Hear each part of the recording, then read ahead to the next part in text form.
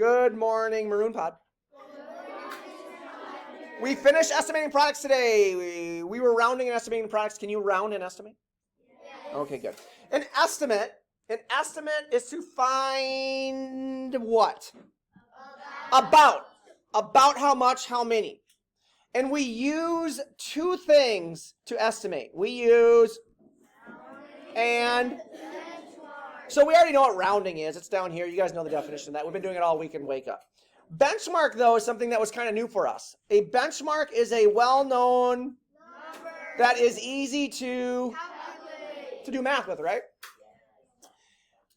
Lots of times we find benchmarks so we can have compatible numbers. Compatible numbers are numbers that work well together, right? So like 3 and 9/10 times 2 and 5/10, do they work well together? Can you quickly do that math?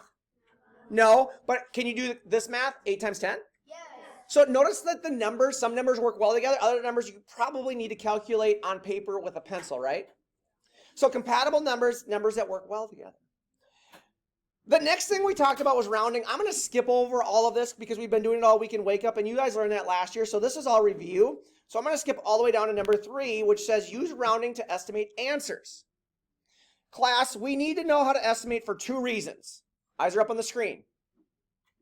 Reason number 1, it helps us to see if our answer is reasonable. So in other words, not a Maserati, a very unreasonable thing that Mr. Pottinger bought.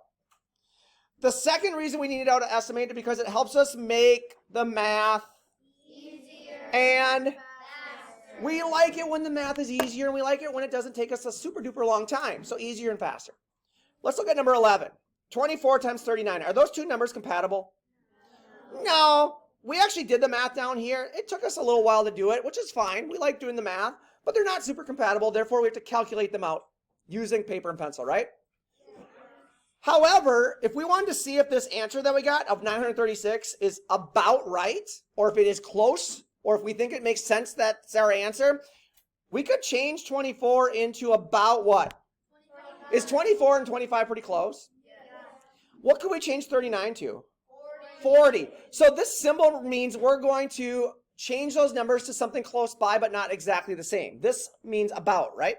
Yes. Okay, that little squiggly line.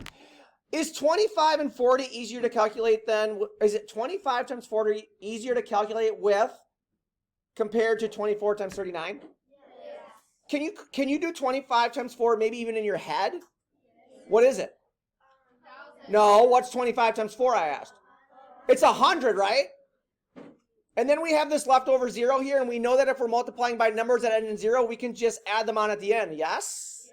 So 25 times 4 is 100 plus a 0 gives us a final answer of, I'm up here still, I'm up here still, I'm up here still, I'm up here still, I'm talking to you, I'm up here still, which is making the video a lot longer.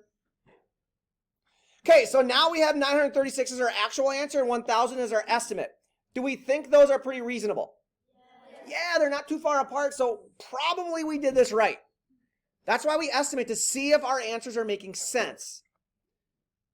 We cool with this? Now, what we did down here is we used a T-chart. We were, again, going to try to find the estimate and the actual, so we made a T-chart, which is what I'm going to expect you to do on your assignments. So what is 3 and 8/10 close to? 4. It's about 4, right? What is 6 and 200 close to? 6. So 6 and 200 is about 6, right? Is 4 times 6 pretty easy to calculate? What is it? 24. Now, if I take these two numbers and I actually do the math, I get this answer. Is my actual answer similar to my estimate? Yes. So am I probably on the right track here? Yes. Last one down here, I'm not going to talk about this, but same idea. We're using T-charts to help us prove if our answers are reasonable or not. We looking good here?